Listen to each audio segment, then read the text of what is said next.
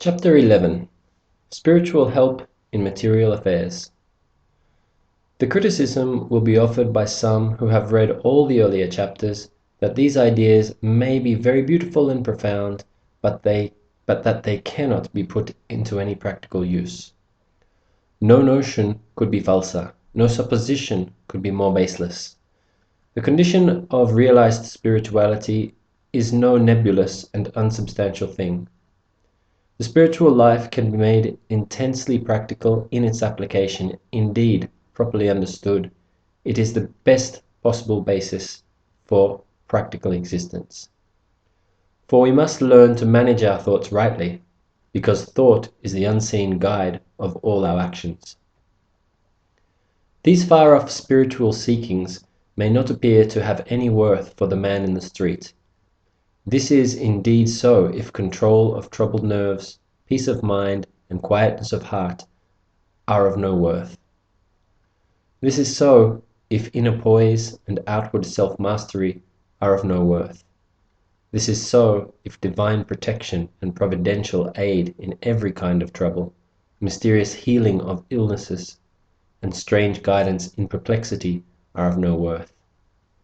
This is so if man lived forever and the sickle of death never came to cut short his days. The cares of life constantly press in upon us for attention. Whilst the fierce activity dominates the world's attention, the wisdom which comes with mental quiet darkens and disappears.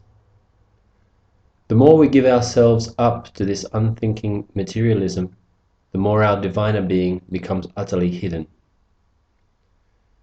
It will be the effort of these pages to show how a man, even when living under such conditions, even when hemmed in by apparently inescapable circumstances, can gain right direction for his material life, higher guidance to solve the problems of his daily living, divine protection in times of distress, and spiritual healing for his bodily ailments.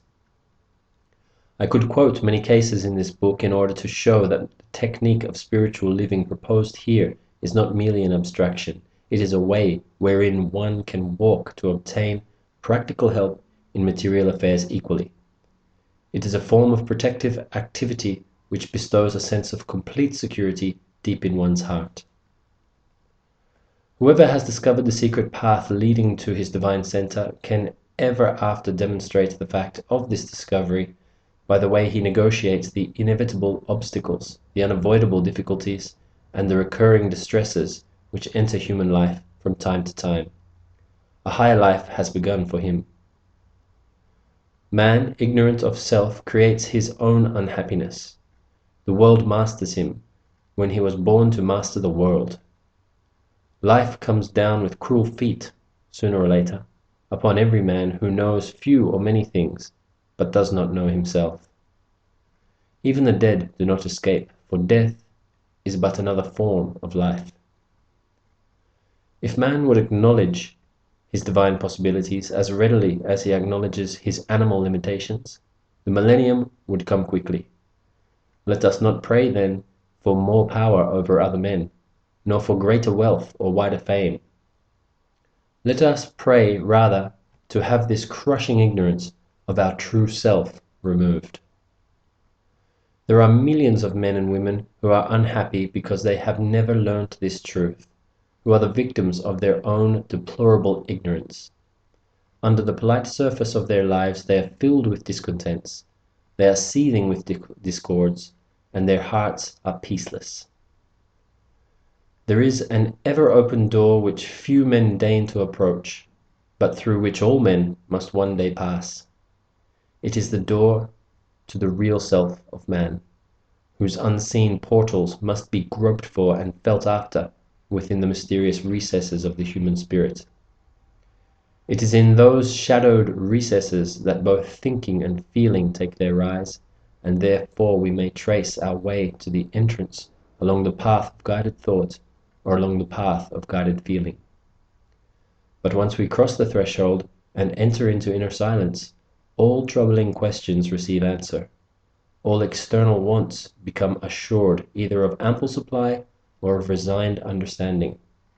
and all menacing tribulations attract the divine strength by which they can be calmly faced. It is in this ineffable inner region that man must find his ultimate satisfaction, his final beatitude, his assured protection. The rational basis of these things is simply explained. Man is a miniature universe in himself. His overself constitutes the sun, and his personal self plays the part of the moon. Just as the moon borrows its light from the sun, so does his personality borrow its self-consciousness and its vitality, its thinking power and feeling power from the central luminary, the overself. Men who live only by their personal self's wisdom and being are like men who work at night by moonlight because there is no sun. A man who has never seen the sun, says the Spanish writer Calderon, cannot be blamed for thinking that no glory can exceed that of the moon. Men who live by the wisdom of the overself can still see the contribution of the personality, but place a secondary value upon it. Something happens to a man when he comes into true self-knowledge and self-ownership. He obtains a changed outlook and sees life from a new vantage ground. He looks out upon the noisy panorama of confused and troubled existence, but keeps a serene harmony within himself. The irritations which once visited him daily in their hard grip become mellowed and are themselves caught and held by a higher force. Success in following the secret path will eventually detach a man from restless desires, uncontrolled thoughts, and unconsidered actions. And though the effort required may seem great, the spiritual reward will match it, for the mysterious condition betokening awareness of the overself will one day bloom within the aspirant soul. In the placid moments of mental quiet, we win a degree of control over ourselves which will eventually percolate through our daily life and permeate all our actions. This result is certain and scientific. Just as a few drops of red litmus thrown into a vessel of water will cause the latter to take on the tint of red, so all our external life becomes colored with an automatic mastery over self, if we will persist in the threefold practice. Cast thy bread of time and effort upon the waters of mental quiet, and it shall be returned to thee 100-fold. Once you have placed yourself in the hands of the overself within, your life will begin to flow more serenely and more sweetly. Inwardly, it will be like a quiet stream, even though outwardly the storms will rage. You cannot care more for the right outcome of your affairs than the overself cares for you. But when you handle the reins, your guidance is often ignorant and unwise. When the inner divinity handles them, you will of a surety be led aright, for it is wiser than you. Give your unreserved and ungrudging surrender to it. That which you gain in the period of mental quiet can be made available as power for living and wisdom for right action. You will discover that the secret path of mental quiet will prove to be of use in every kind of situation, whether pleasurable or painful, psychological or physical. You may falter or even fail in applying this knowledge, but the overself is infinitely patient and will be ready to assist you in its own way when you are ready to invoke its presence.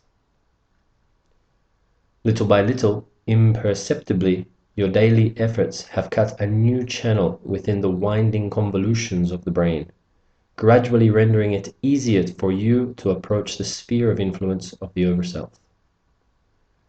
I shall now show how your work in the daily periods of mental quiet can be made to bestow a good legacy upon the rest of your day, how it can be put into your hands an efficient weapon wherewith to attack problems or to defend yourself from the menace of misfortunes, and how it can come to your aid at any time to strengthen you against both temptations and trials. The method is entirely practical. Begin by looking upon the overself as an ever-present intelligence with whom you may commune, to whom you may bring your troubled heart and find peace. and under whose sheltering aegis you may dwell amply protected. Whatever your problem is, do not limit your efforts to intellectual solution alone. Take your difficulty into the white light of the overself, and there you will find the right guidance that will finally settle it for you. The rule is, as often as you feel troubled, pained, perplexed, tried or tempted, first practice the placid breathing exercise for 2 or 3 minutes. Then put to yourself the question, whom does this trouble? Whom does this pain? Whom does this perplex? Whom does this try? Whom does this tempt? As the case may be.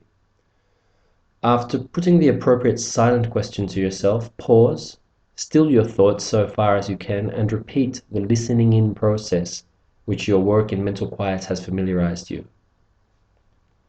This practice opens up your consciousness to contact with the overself and surrounds it with the latter's protection. To switch off instantly into this quest of the spiritual self when suddenly faced by an evil event is to obliterate the power of this event to disturb the mind. Then whatever the necessary action will be taken will be wise and correct because it will be inspired by the overself. Discord has no place in the overself. By turning inward to this self, we automatically refuse to accept the suggestions of discordant experience. When trouble arises, man must refuse to accept the suggestions of despair or doubt which pour in upon his mind. Instead, he should calm his breathing and turn instantly in thought and inquire, to whom has this trouble come? If we could reject persistently each unpleasant, unhappy, and spiritually untrue thought as it arises, we should indeed be happy mortals. The thing is perfectly practical, but seldom by ordinary efforts of self-control. Only a method such as the one presented here can accomplish such an astonishing task, for then the victory is finally gained, not by our own efforts, but by the higher power of the overself whom we have thus invoked. Unpleasant persons, irritating circumstances, and unexpected disappointments, the undeniable effect of any of these can be nullified by making the effort to reach the divine center of our being, and making it at once. The student must cultivate the habit of promptly turning towards the inner self when conflict with his environment threatens. If he does this faithfully, a wonderful feeling of peace and security will take possession of him, and his mind will pass frictionless through the occurrence. We need to remember that our inmost selfhood is always abiding in an unalterable condition of intense peace. When troubles storm and rage around us, we should promptly repudiate undesirable reactions and attempt to center our thought on the quest of the spiritual self, for the discovery of the latter will also be the attainment of its happy condition. The good is ever present, but it must be sought for, felt after, and recognized. No time is more suitable to take up this divine quest than when dark events and corrosive anxieties gather together for a descent upon our heads. For by a turning away of the mind into the self-quest, we can demonstrate, in a manner at once striking and luminous, the mysterious power of this method. Lift up your eyes to the heavens, admonished the old prophet Isaiah. This turning inward of the faculty of attention necessarily weakens the strength of disharmonious and unpleasant emotions which may be attacking us. The very effort of such self-finding draws us closer to the condition of sublime happiness in which the real self abides. It is a deliverance. In this way, we apply the truth we have understood and make it an active factor in our lives. The practice of this technique will infallibly obliterate fear, depression, and materiality from the mind. You must refer inwards to the overself until the habit becomes first thought, second nature, and sixth sense. The process can be explained in another way. Man, as the overself, is desireless, is subject to no external influence, affected by no other power save the power of God. The overself, therefore, never feels pain, is never angry, and cannot be touched by depression or fear. Man, as the personal self, is filled with desires and aversions, is constantly reacting to external influences, and identifies himself with them. He accepts the reactions of his body to the surroundings and to the persons it continually meets, and yields to them as though they were really his own. He accepts the body's registration of fear, desire, anger, repulsion, pain, and so on. He is so unmindful of his own inner nature that he allows the body's own ideas to rule him, and so prevents the expression of the divine strength and powers latent in his spiritual constitution. The moment that the mind is permitted to take on unpleasant conditions, man becomes enslaved by them and must pay the unpleasant penalty.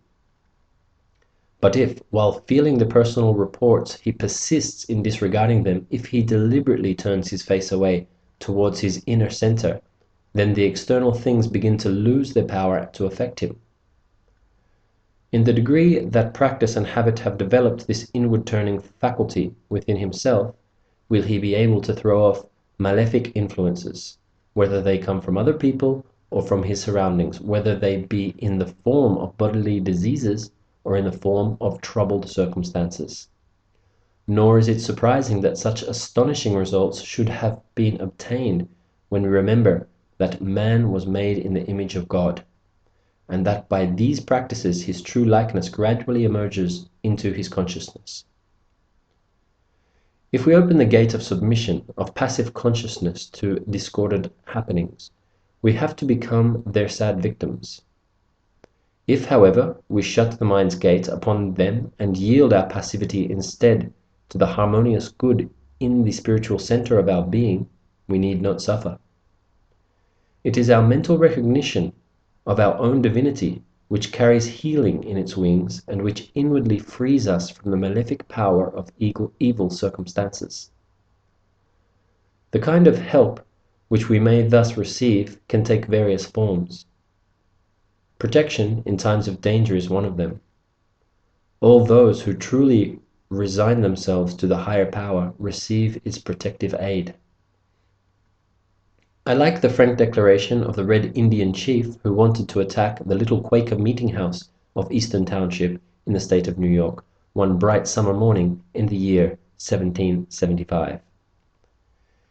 "Indian come white man house," he said, pointing with his finger towards the settlement.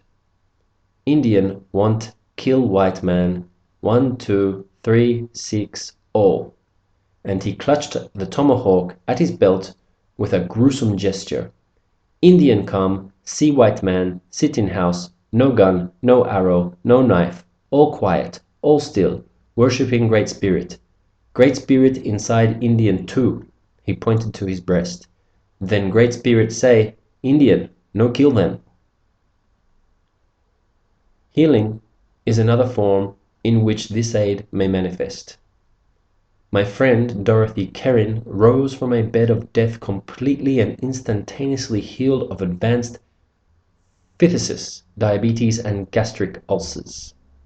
The doctors in attendance had stopped all further treatment as being hopeless.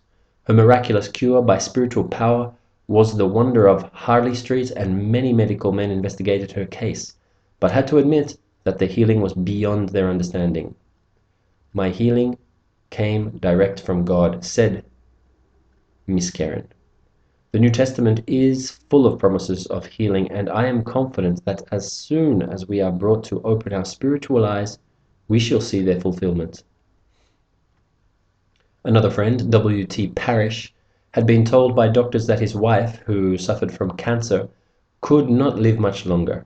Her left breast had already been removed by operation when the right breast was attacked.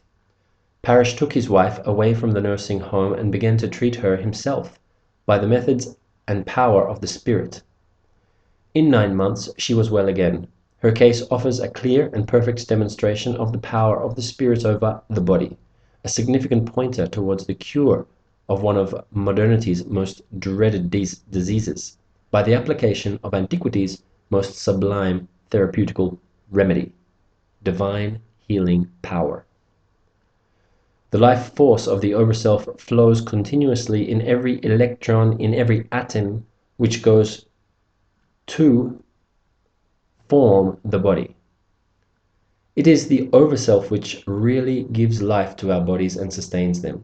Without its invisible presence, our bodies would instantly collapse dead, pieces of inert matter. The machinery of the body could not revolve without its unseen spiritual belts, and it is the overself which can likewise repair and heal those bodies. The power of the overself is with you here and now. Nothing can shut you out of its operation except your own willful neglect, your own supine doubt. Follow the secret path and appropriate that which is already yours. Nevertheless, man cannot dictate to the creative intelligence which rules the world and informs his life, as to the exact form in which he shall receive aid, nor can he always demand satisfaction of his personal needs irrespective of higher considerations. In the last analysis, man is a pensioner on the universal bounty. He cannot always govern circumstances, but he can govern his response to them.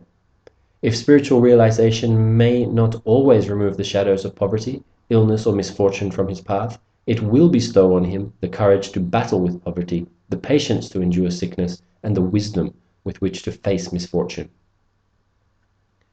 The man who enters increasingly into the awareness of his deeper self will feel less inclined to inopportune the powers that be for his success, for his material needs, or his social wants.